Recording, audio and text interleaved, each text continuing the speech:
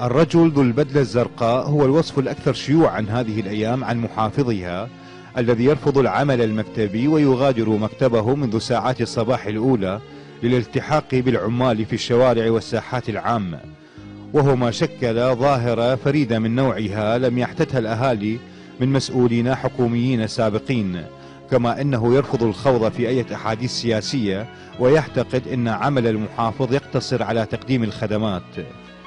كما لو أنه عامل بأجر يومي، يمارس هذا الرجل محافظ ميسان عمله اليومي المحتاط في المشاريع الخدمية التي يبدو أنه اكتسب خبرة من خلال تعاطيه مع مجمل شرائح المجتمع، اكتسب خبرة في التعامل وفي إنجاز المشاريع اليومية. أنا أسألنا على الخدمات، خدمة الناس، المشاريع اللي بالمحافظة ما يخص محافظة ميسان أنا مسؤول عنها، هذا سألنا عليه.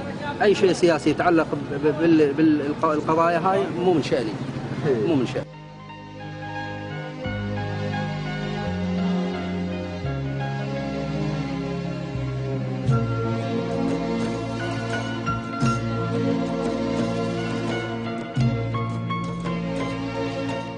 وبعد أن اختير كورنيش العمارة كأفضل شارع في العراق من ناحيتي التصميم والتنفيذ، انطلقت في مركز المدينة حملة كبيرة باسم التشجير من أجل العراق الواحد، وتهدف الحملة إلى زراعة 5000 شجرة في أحياء المدينة المختلفة.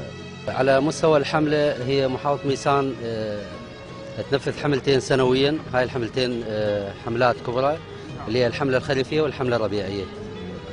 حاليا هذا اللي نعيشه هو الحملة الربيعية للتنظيف والتشجير، باعتبار أن محافظة ميسان وصلت إلى هذه الفقرة في تنفيذ المساحات الخضراء والمتنزهات والحدائق والجزرات الوسطية. وتشكل الحملة إحدى محطات إعمار محافظة ميسان التي تتضمن برامج طموحة للوصول بالمدينة الجنوبية الغنية بالثروات الطبيعية إلى مصاف المدن المتطورة. لبرنامج صباح جديد، نعم عبد الرزاق، العالم، ميسان.